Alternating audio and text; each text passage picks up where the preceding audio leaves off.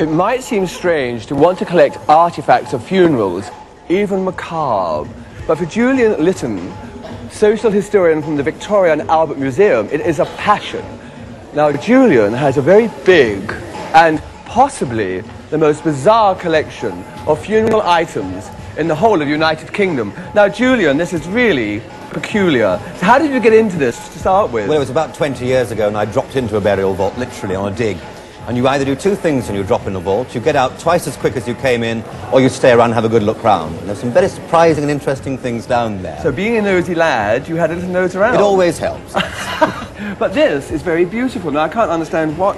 This is like a funeral thing? It is, yes. It's made of pinchbeck and enamel. It's German, about 1920, harks back to Chanel. You get the black for the funerary colour. There are forget-me-nots in gold going around here, and seed pearls for tears. That is very beautiful, but not at all grim. But this is rather grim now. Well, that's very grim, yes, I'm afraid so. It's made of hair, and it's made of Italian hair. There was quite an import of Italian hair at that time. You go off to a jeweller with a lock of hair from Beloved, see which sample it would match, choose your mounts, and then you come away with an item like this made up for you. But why did they actually choose hair? Well, it's supposed to be the loved one's hair. It is, it's meant to be that, but of course you're not going to go around shaving somebody bald for the sake of a watch chain like that, especially when they're dead, of course. Yeah. Very unfair, the poor people, I mean.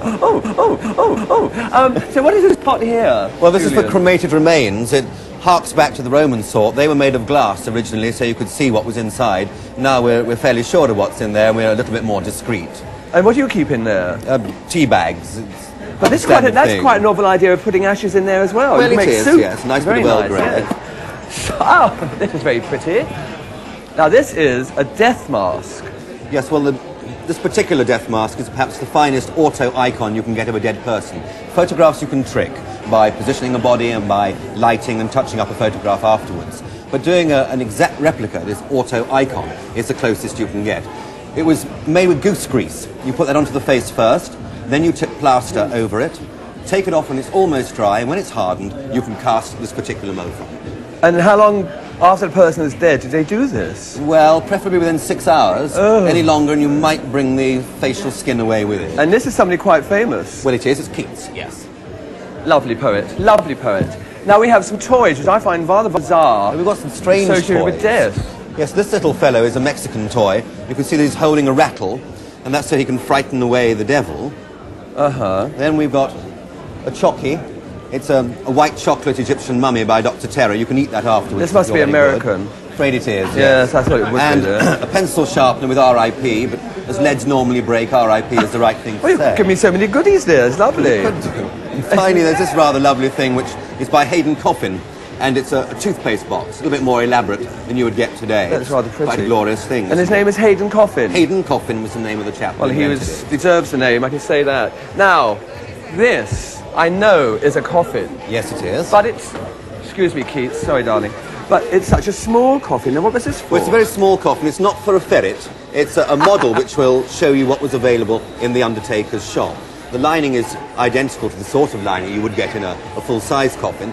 So is the base lining. Here it's being used as a cotton domette. Nowadays they use plastic. It's to stop anything from getting out, because the last thing you want is Great Aunt Gertrude dripping through the service. Yes, well, very. One thing I have to ask you, where is Edna Cross buried? Well, I think the best thing to do would be for the widow to ask the cemetery superintendent to look in the registers. Thank you, and I think you're trying to corpse me. And here is Ratty himself, a marvellous cameraman, and we're always looking for cameramen. Which camera am I on, by the way, cameramen? Ratty, we've got a job for you here. Carol, who is Ratty's owner. Hello, Carol. And Ratty, how do you feel now you've seen the day of Ratty as he sees it? Well, it's very strange. It must be really strange for a really little dog like a Yorkshire Terrier or something. Right.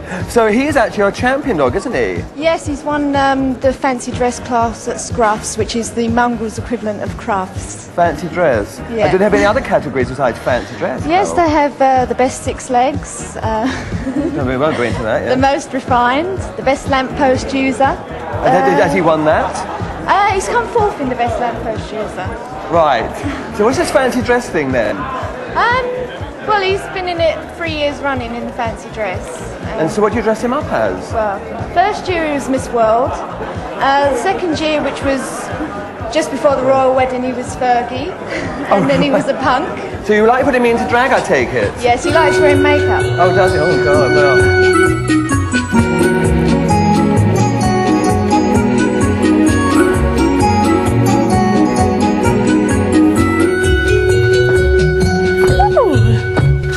Hello. Hi. Who are you?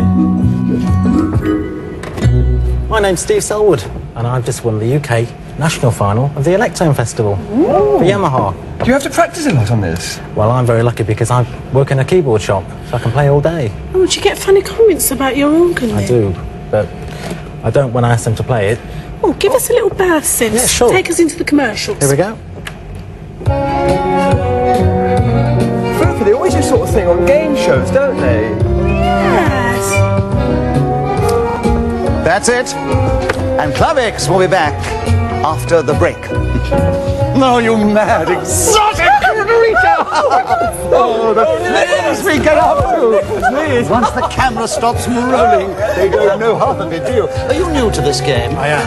Well, I should warn you about these two. I've been around, you know. Yes, but then the nun said, how could I tell he was a one-legged jockey? Vintage model. Classic lines. Hugs the corners. Drives me round the bend. Is that you or the car, Foo-Foo?